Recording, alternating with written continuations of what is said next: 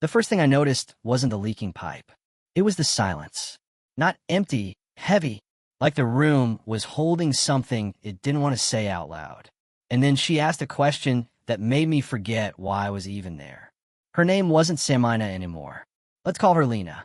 She moved in next door 6 months earlier. Quiet, polite, almost invisible. The kind of neighbor you notice only because you don't know anything about them. She smiled often, but it never reached her eyes. You could tell it was the kind of smile people wear when they're trying to convince the world they're okay. Inciting moment.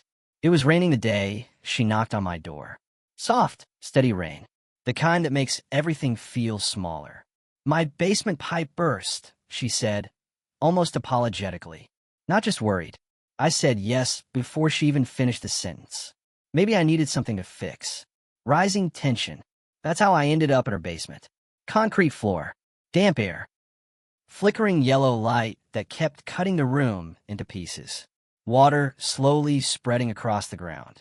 I was kneeling there with a wrench, trying to stop the leak when she stepped closer. Quiet footsteps. And then she asked it, softly, "Do you ever feel like your life fell apart, but no one noticed?" My hands froze.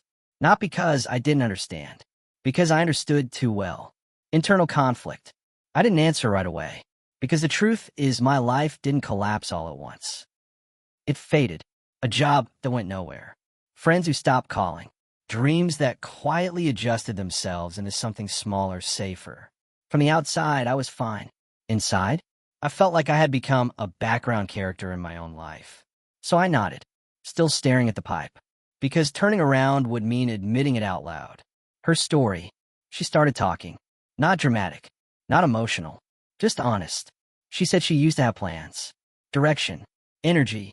Then life didn't break. It shifted.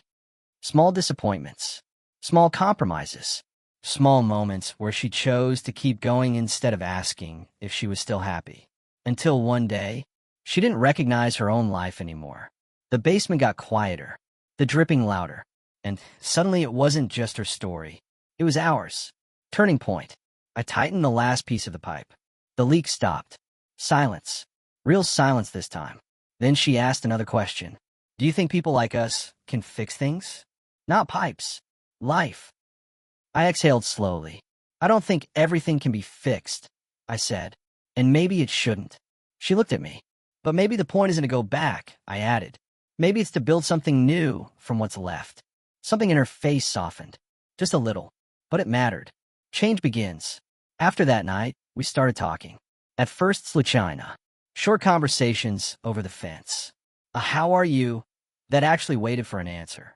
Then longer talks. About regrets. About missed chances. About the quiet fear that maybe it was too late. There was no pressure. No expectations. Just two people realizing they weren't as alone as they thought. Transformation. The changes were small, but real. I started waking up with a reason. Thinking about things I'd stopped allowing myself to want. She changed too. Her smile became real. She spent more time outside, in the sun, in her garden, like she was slowly letting life back in. Climax, emotional realization. One evening, she said something I still think about. Sometimes it only takes one honest conversation, she said, to remind someone they're not stuck, not broken, not invisible, just paused. Ending. That night in the basement wasn't about a broken pipe. It was about two people standing in the middle of quiet lives that had slowly fallen apart and choosing for the first time in a long time to notice and maybe to start again.